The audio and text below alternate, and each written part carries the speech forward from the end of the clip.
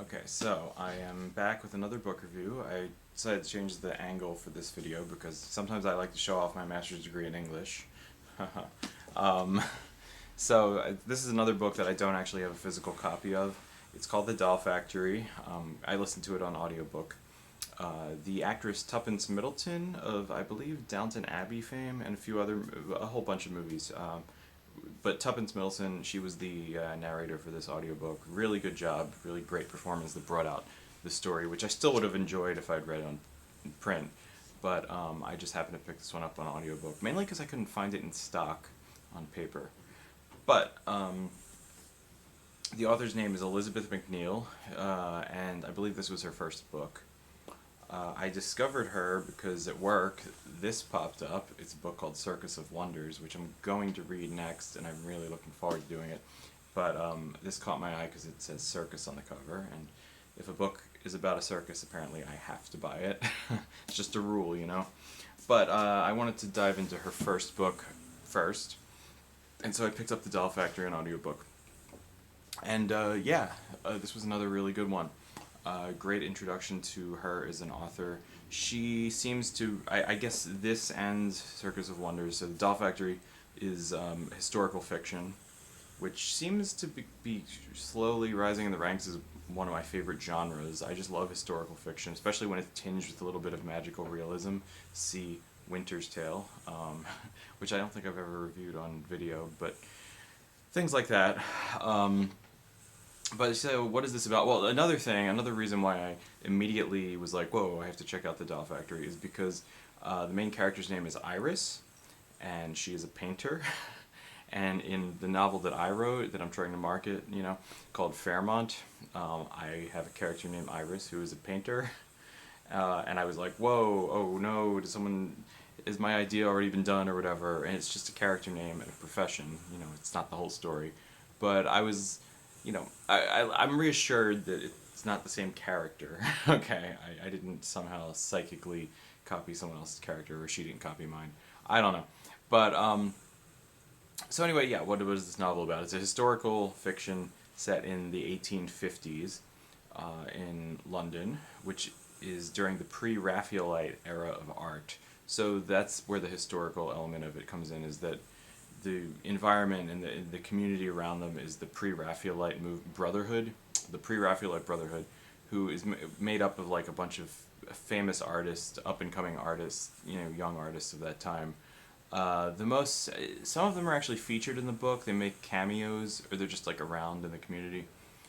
The main characters are all original creations of the author, obviously, but like Rossetti and Millet, I think, especially Millet, are the only ones who really play like any kind of big role, who show up and have any importance in the plot. But they're there, and the most important thing is it takes place during the Great Exhibition at the Royal Academy of the Arts, which is a huge, massive glass building where basically artists would be, if they were lucky enough, they would be displayed there, and people would notice their work and pay them a lot of money for their work, and that's where they would kind of earn their fame and their wealth and everything. So the Great Exhibition was kind of like where all of this came to like a culmination.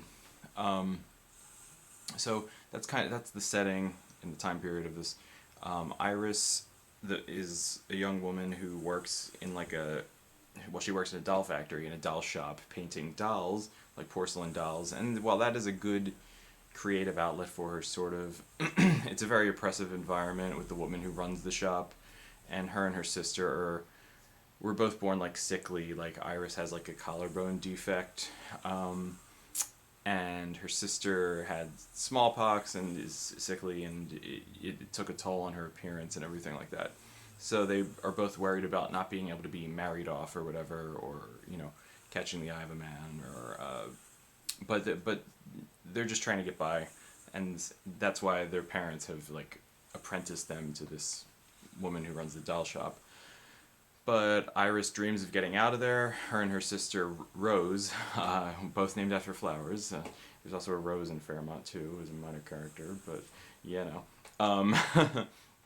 so Yeah, they both dream of getting out of there and starting their own shop. So essentially, the inciting incident for Iris and Rose, basically, but for Iris, who as the main protagonist, is the meeting with, well, one man, technically two different men, but one man in particular. But as a tangent, she is friends with this local community boy named Albie, who is a boy who just dreams of making enough money, gathering enough money to get new teeth, because he's a boy who, he's a pauper and he only has one remaining tooth, and he's trying to save up enough money to, buy some teeth, buy some replacement teeth and put them in his mouth. And that's all he wants. That's his sole character motivation. And he's friends with Iris, and I think he like gathers her materials for for the doll shop and things like that. He also works for this man named Silas, who is a man in the community who works in his own little curiosity shop, collecting dead animals, and he's essentially a taxidermist. So he collects like natural samples, specifically like deformities in nature. Like there's like a uh, eight-legged dog or something that Albie brings to him, and so he like deconstructs that, and he's planning to put it on display. So he has this fascination with the natural world. Silas does.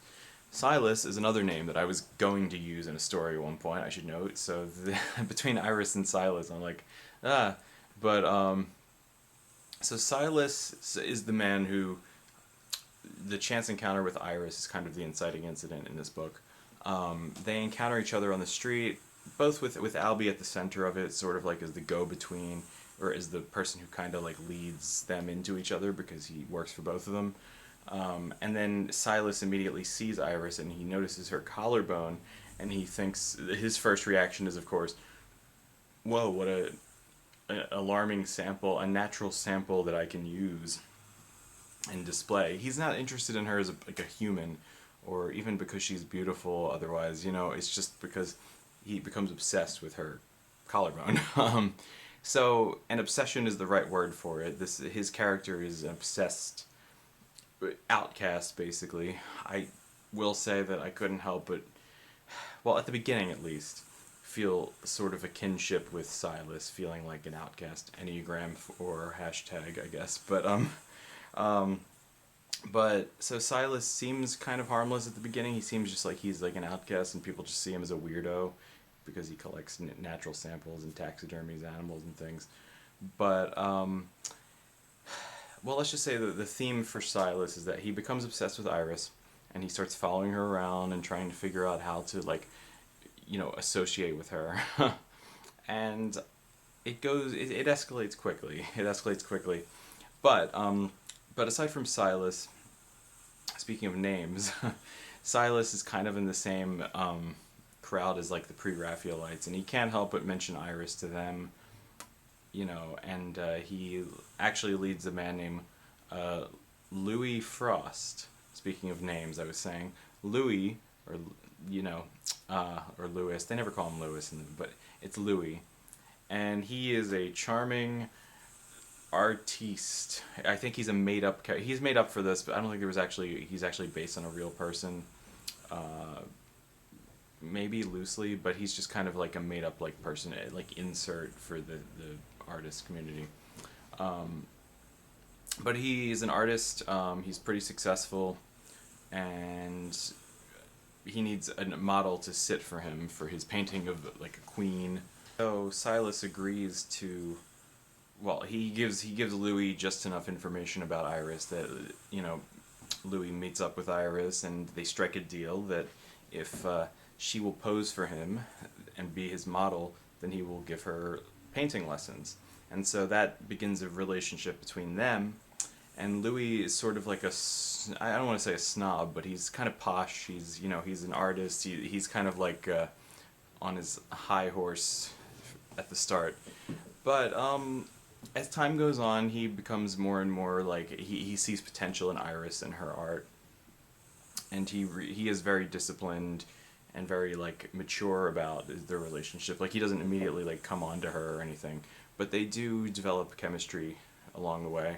And you wonder, the main theme of this book is sort of like Iris is caught in this patriarchal society, obviously.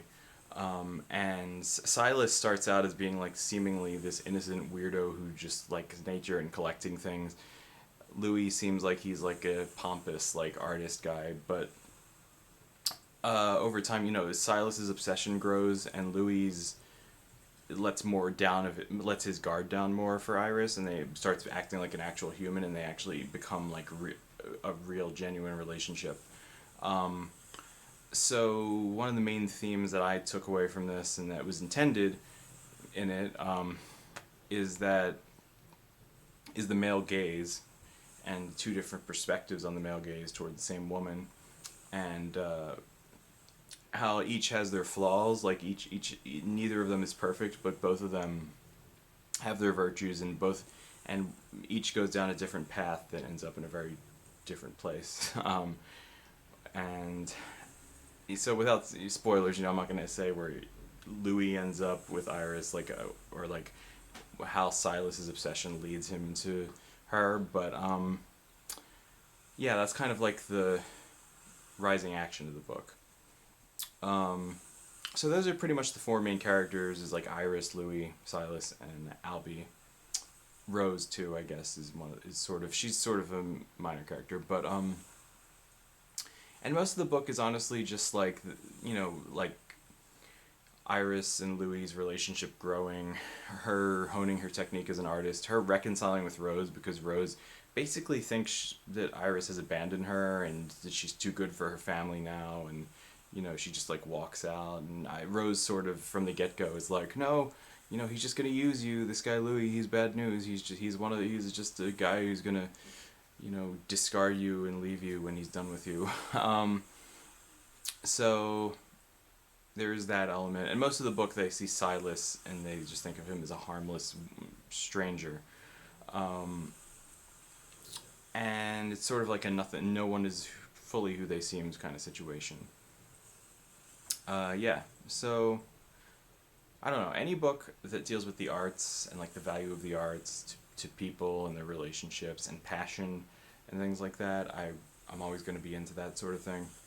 I will say there's sort of a trend. This book does sort of go to a really dark place, and even like on the front cover, it's sort of marketed as like, scary. And it's like, why is it scary? It's like mostly like a romance / historical fiction piece, but it does go to some pretty dark places, especially during the last, like the third act of the book. And yeah, there's sort of an obsession, without giving too much away, there's sort of like this trend in fiction right now of like the stalker literature, or like I don't know, getting into the mind of like a psychopath, or someone who isn't in the right mind. This novel is essentially told from several different perspectives. It's told from, well, I guess it's mainly told from Iris's perspective and from Silas's perspective. And Silas's perspective is also often like outside of the realm of how most normal people think. And he sort of makes up reasons why, makes up gaps in the relationship that he really doesn't even have with Iris. Like they don't have an actual functioning relationship, but he sort of imagines and is deluded in that they do. So as that goes on, I found myself relating less and less to Silas, thank goodness. But yeah, maybe more and more to Louis, because I am Louis, but I don't know, it's sort of a trend, like that book You by Carolyn Kepnes, which I also read, which maybe I should review too, and I enjoyed it. But there's sort of like a trend, I guess it's riding on the heels of like 50 Shades of Grey and all that stuff, I don't know, but of like the tortured, masochistic, lover boy interest thing, and it gets dark or whatever. But there's a little bit of that in this, a little bit of that sort of obsessiveness, that I was like, whoa, this is going pretty far in that direction. And yeah, it was good. It was well executed. The author MacNeal certainly knew what she was doing. This novel is incredibly well researched and everything. But in the end, it does kind of crescendo into like a whoa, whoa, whoa, whoa, kind of thing. I won't give away like what I thought of the actual ending. It is kind of abrupt but beautiful. It is kind of just like, or I guess that's kind of the takeaway from this is, well, the artists within the book are trying to do original things with ideas that have already been used and things like that, like characters and people in society. It doesn't occur to them that, they should be painting the everyman, right? That wasn't the trend yet. They were still painting like legends and royalty and people like that. And this is kind of like the period in history where it's transitioning from that into the everyday every man or every woman, for instance. And this is the story of one woman's journey to asserting herself and being taken seriously as an artist. So I think it's fitting that Elizabeth MacNeal has proven herself through this book. So yeah, she's not that much older than me either. I feel underaccomplished. MacNeal, I mean, the author. So I better get on that. I better get on that with my Iris. You know what I mean? But yeah, that's all I got for right now. Also, real quick, since this review is for a book called The Doll Factory, I wanted to show off a doll that I recently bought. Check it out. Look at all these dolls. Zelda and Link and Tingle. But I really wanted to show off Coraline here, the Coraline doll. Yeah. This is my geek shelf, as I like to call it. Ooh, that's my gnome that my friend Tana made for me. But yeah, Coraline. Let me get some light on the situation.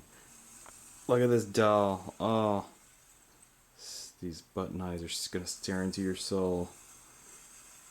But no, this isn't the kind of doll that Iris was making. I don't think so. That would be a whole nother story. Maybe I need to review Coraline. That would be cool. Yeah.